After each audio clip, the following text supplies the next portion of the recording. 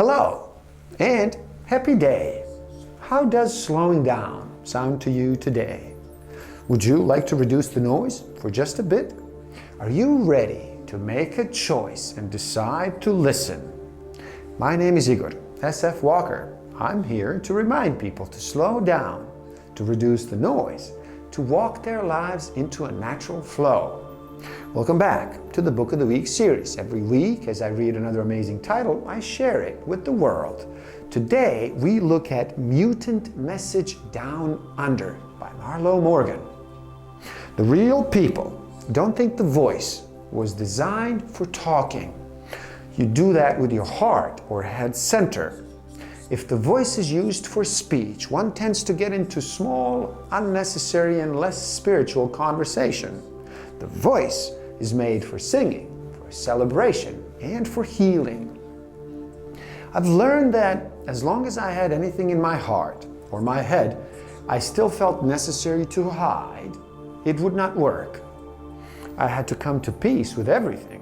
I had to learn to forgive myself, not to judge, but to learn from the past. I've learned how vital it is to accept, to be truthful, and to love myself so that I could do the same with others. Everything in oneness has a purpose. There's no freaks, misfits, or accidents. There are only things that humans do not understand. You'll believe that the bush flies are bad to be held, and so for you they are. But it is only because you are minus the necessary understanding and wisdom. Honor your position. You are where you're supposed to be, given your past choices and your current free will to make decisions. We automatically give to each person we meet, but we choose what we give. Our words, our actions, they must consciously set the stage for the life we wish to lead. All humans are spirit, only visiting this world. All spirits are forever beings. All encounters with other people are experiences, and all experiences are forever connections.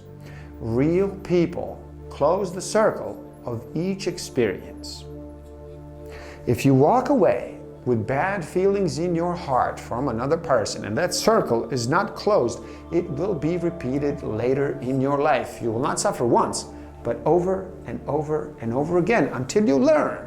It is good to observe, to learn, to become wiser from what has happened. It is good to give thanks, as you say, to bless it and walk away in peace. Believe the only way a person ever truly changes about him or herself is by his own or her own decision, and that everyone has the ability to change anything he or she wants, to or about his personality. There's no limit to what you can release and to what you can acquire. Also believe the only true influence you have on anyone else is by your own life, how you act, what you do. Believe this way, and it will make you committed every day to being a better person. Without the use of mind-controlling drugs, merely using breath techniques and concentration, you perform consciously while in the dream world. Truth is truth. If you hurt someone, you hurt self. If you help someone, you help self. Blood and bones is in all people. It is the heart and the intent that is different. Mutants think about this 100-year only of self and separateness. Real people think about forever. It is all one. Our ancestors, our unborn grandchildren, all of life, everywhere. We live in a time where more and more people with healthcare talents had no biochemistry or pathology training, but they possess the credentials of truth, intent, and a commitment to wellness. There are still people allowing themselves to remain victims. Certainly mingling in the center is the position most people seem to lean towards. Not too rich, not too poor. Not deathly ill, but never quite healthy.